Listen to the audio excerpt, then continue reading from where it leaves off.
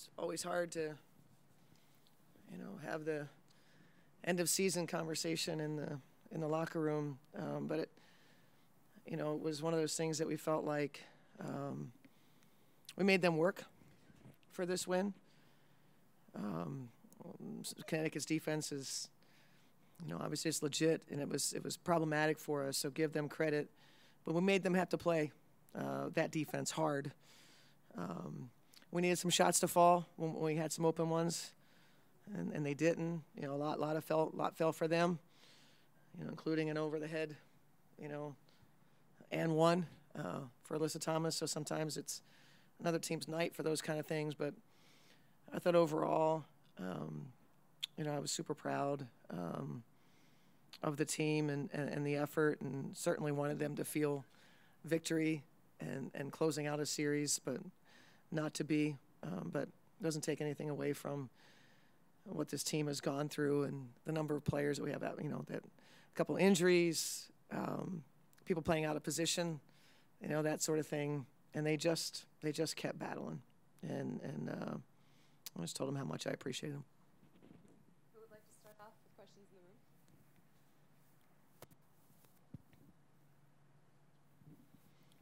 I mean, a career night for Fee. I mean, she's getting double teamed, sometimes triple teamed. Yeah. She's scoring on all levels. She needed somebody to kind of join her in the fray tonight in terms of scoring, right? Yeah, I mean, that was, every night we play, every game we play, that was my worry all season long was, like we know that Fee put the team on her back repeatedly. Oftentimes K-Mac, and it's well documented statistically when K-Mac and her have games like they did in game 2, were hard to beat. Adjustment that Connecticut made and putting Allen on K-Mac made a difference. But I think overall, whether it was that matchup or just the ball pressure, and we heard it post game, it wasn't a surprise to us, but it's handling it is a different story. But we just, Fee was able to put it down and get in there and play, hit a couple threes. But yeah, I mean, Fee just didn't get the help. They got their 2 stars like they did last game. We didn't quite get that. We got that in 2 players, in Carlton and McBride combined. We needed a third scorer, and they got their third scorer, and that was my biggest worry was trying to limit the fact that they could get a third scorer. And so Ty Harris was the one that really chewed us up and spit us out in the different ways that, she played in the pick and roll, got spaced, Alyssa finding her, for 3 balls. And so we just didn't have enough offensively. Paint-wise in the first half, if I could have that back, we would probably do something different. We cleaned it up, thought we were better in the second half. But, again, offensively was the reason why we couldn't go toe-to-toe the whole way. Her final numbers were pretty spectacular, but it seemed like it took Fee a little while to get going. Was her back limiting her in the early minutes? I don't think so. I think it was just a matter of. I mean, you could ask Fee. I don't think so. I think it was a matter of kind of finding like when they punched early, which again not a surprise, and we just had a hard time. I think offensively identifying what was open. Once we settled in a little bit and we started to. Try to get a little more targeted. That's when she got going a little bit more. And let's give Fee so much credit. It doesn't matter what they throw at her, what matchup they throw at her, double teams, et cetera. She's special, and obviously a really important piece for us as we move forward. Sticking with Fee, you played her at the 5 for decent stretches in the first half and the second half. It felt like that was when she was at her best, not only offensively but defensively as well. Yep. What went into that decision? What do you think enabled her to play so well on both ends? Well, I just felt like we needed to try to get her more space, and so going to Carlton and to play the 4 just to get a little more space. I thought Dorka was struggling, and so it was probably more about that. A little stretch there with Milic, where we just don't get what we need defense and rebounding wise. While there can be a little bit of offense that comes from that, we just tried to spread the floor a little bit, and I felt that Fee in a game 2 as well. Her best spots were when she was defending the 5 and playing the 5. And like I said, we just couldn't get enough shots to go down. The credit to it wasn't a case that we were open and we just didn't make them. We had some that were easy, we just missed, but so did they. But credit to Connecticut's defense and making everything difficult for us. And BC played a season-high 29 minutes tonight. Yeah. What went into playing her extended run? What do you like? Yeah, I just think she's had a good series, and she had some momentum towards the end of the season. We were playing her a little more consistently. Thought she was really helpful. She was the one in game 1. I know, that wasn't a game that we were successful in, but I thought Carleton's minutes were good, and so I just felt like she was in a good place and, spreading the floor, being a little more aggressive. And that was essentially it. And I didn't have a lot of other choices on the bench. We were pretty thin. Hey, Cheryl, a little bit of a 3-part question. How much fun did you have coaching this team this season? How tough is it that it's over now? Yeah. And what are you looking forward to moving forward out of this group? I appreciate that question because I really want to make sure it was said, because I know I certainly said it last year when I didn't have as much fun. This team was super fun to coach. And they were fun to coach because as a coach, you like to teach. And that was the frame of mind that we went into the season with. It was a growth season. And we wanted to just, as coaches, don't focus on outcomes, focus on teaching and giving and building a foundation.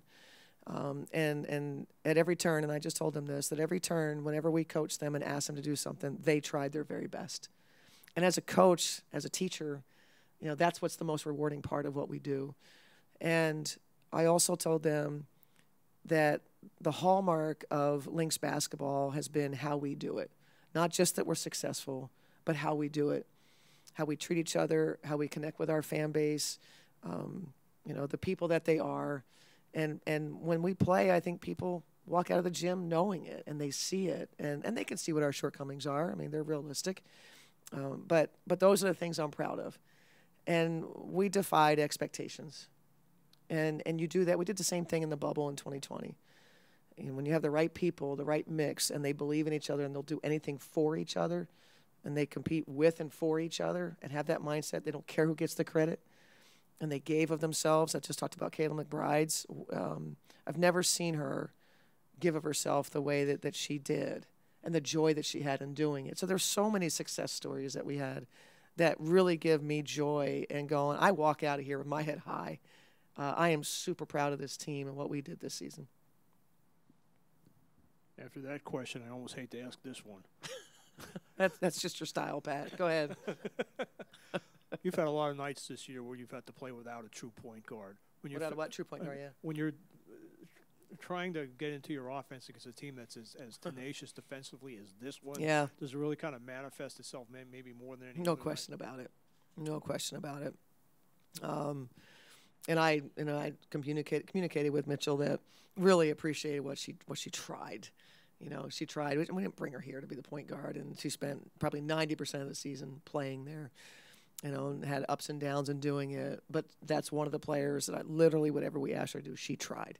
She tried her very best. But there's no question. I mean, it's tough. It's tough. It's tough for everyone else. It's hard to organize. It's hard to, like you said, get into our stuff.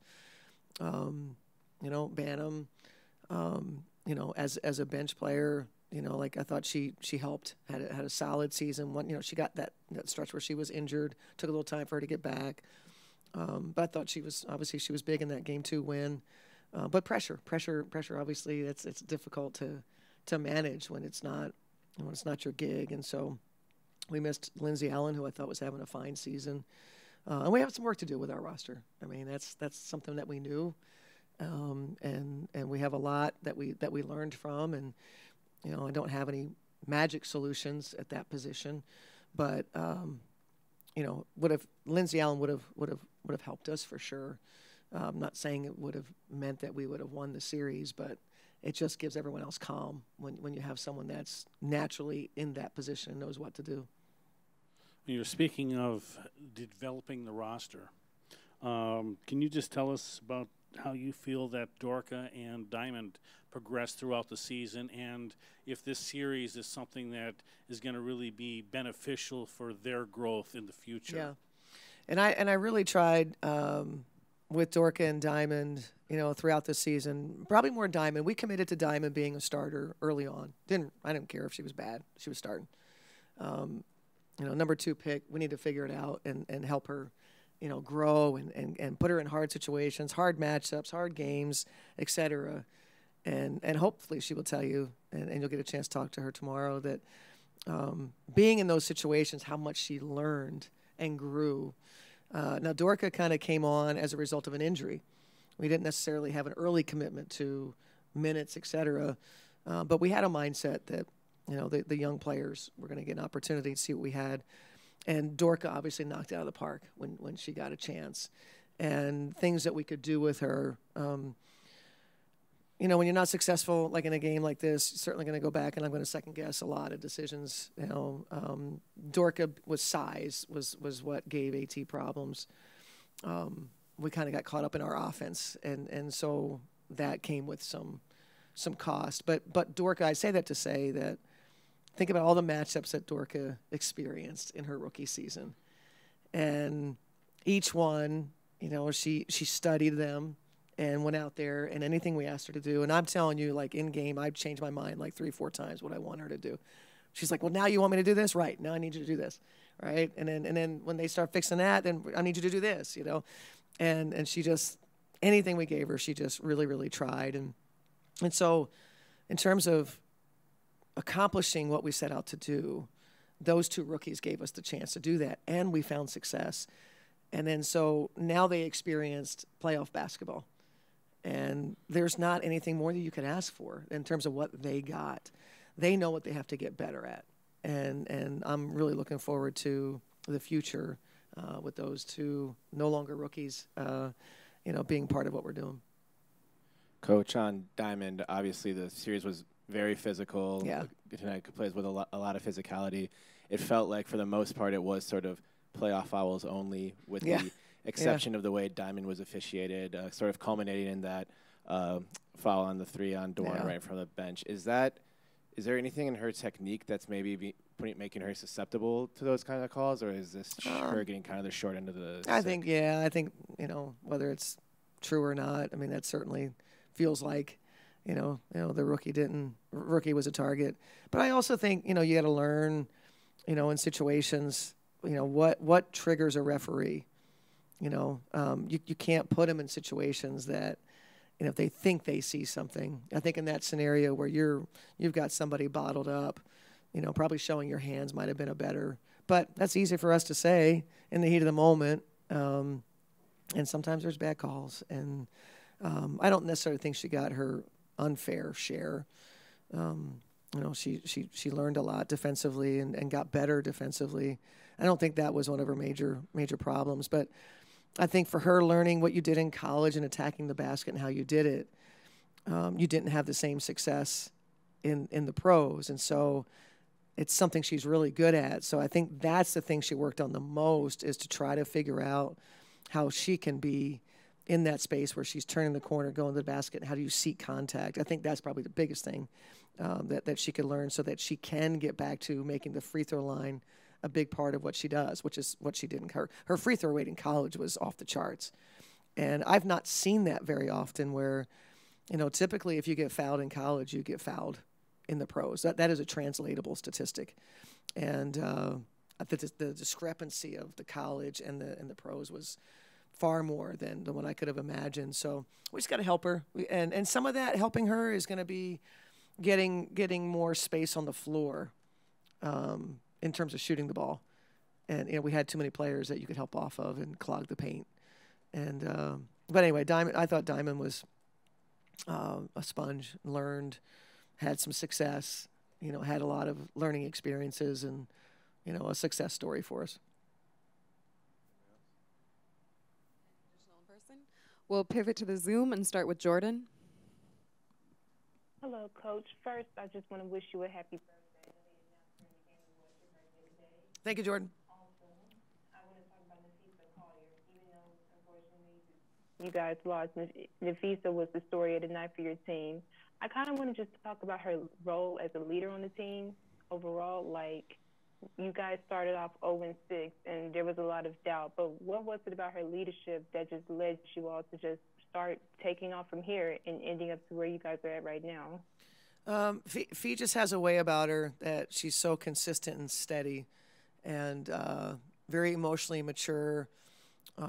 Connects with everyone, regardless of personality, and they all just trust her and believe in her, and she's just in a space where she brings her very best every day.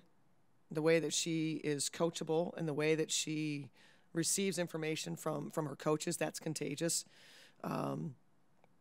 She goes to each player. You know, she's been here now 5 years, and she goes to each player and she'll say, "This is what we need from you." She's trustworthy, dependable. You know, there's just so many great qualities of Fee, and when a superstar, you know, sometimes you get superstars that they don't really have time for other people, and Fee is just the opposite of that. Fee put the team on her back and gave credit all the time, you know, to teammates, and told them how much she appreciated them and loved them, and just how to be there for each other, and that's how you get through tough times. Thank you. You're welcome. Nathan? Happy birthday, Coach Reeves. Thank you. I just wanted to just talk about, you know, your team started off 0-6. You know, to get to this point where you're at this season, can you just talk about the resiliency, the adversity of this team? Yeah, and I thought, you know, tonight's game might have been a microcosm of the season a little bit, that really tough stretches in the season, that, you know, losing games early on, you know, by 5 points or less, whatever the statistics were at that time, finding ways, knowing that we were close, sticking together, learning, adjusting, etc. Fee putting the team on her back was a big part of us getting out of that. Thought the game tonight, you know, obviously we got punched a little bit, got down early, came back. You know, they don't quit. They don't quit. And it's a testament to the quality of the people. And I've talked about this, you know, quite a few times now, that the group they look inward. They don't blame. And that's sometimes what will happen to a team if you're not successful, is they blame, they worry about their minutes. You're not running enough plays for me, etc. This team just never did that. I mean, not to say that everybody was happy with, you know, minutes, etc. It was more of, that wasn't the priority. The priority was, how do we get better? How do we win the next game? And so I think taking the, you know, that short-term memory piece, but then also really locking in on the next thing that we have to be good at, and just take steps to get better. And that's how we navigated that. Thank you, Coach. You're welcome. And last question coming from Michael. Yeah, Coach, I had two if I could squeeze them in. First, on just for you, I know you have a little time maybe to catch your breath, and then the national team grind kind of starts. And I wonder if you could just talk about how much you are looking forward to that, especially in the lead up to Paris. And then second, just watching two veterans like Bonner and Thomas, the way that they've performed in their careers, I wonder if you could just give some thoughts on the two of them as teammates. If I could start with that, since that's what's on my mind, you know, having just played a series with them, that's the 5th consecutive semifinals for Connecticut. Common denominator in all of them is Alyssa Thomas, and I don't know of a player with greater will to win than Alyssa Thomas, and we certainly knew coming into Game 3 that, you know, we were gonna be faced with Alyssa Thomas, who was on 10, as we say, and you know, that's another player that just, you know, puts her team on her back. I'm super excited that I get a chance to be on her side when we are with USA Basketball. So just an incredible player, and then, you know, she just makes everybody better, and I think she's been a big part of, you know, Bonner's incredible season, who's had a resurgence, and obviously Bonner was terrific tonight. We were trying to do a little better on those two. I'm not sure that wasn't thinking that they would be able to duplicate what they did in Game 2, but they did, and then some. But yeah, just incredible players with incredible careers, and that's obviously a really good basketball team. And congratulations to Connecticut. I probably should open with that. You know, they earned it. They earned, and they're going to be an awfully tough out. I can't even think about USA basketball right now. I do enjoy the opportunity to be around, it's just incredible basketball players and the people. And we'll get to that. And we have a couple more windows, November and February. Just a couple more things, and as we lead into Paris. But I can't even begin to think about that right now. Thank you. You're welcome. Thanks to all of you. Appreciate the coverage and the ways that you guys supported us and blasted us when you needed to, Mike, right? Call it like it is, and not just singling Mike out, but I just appreciate it.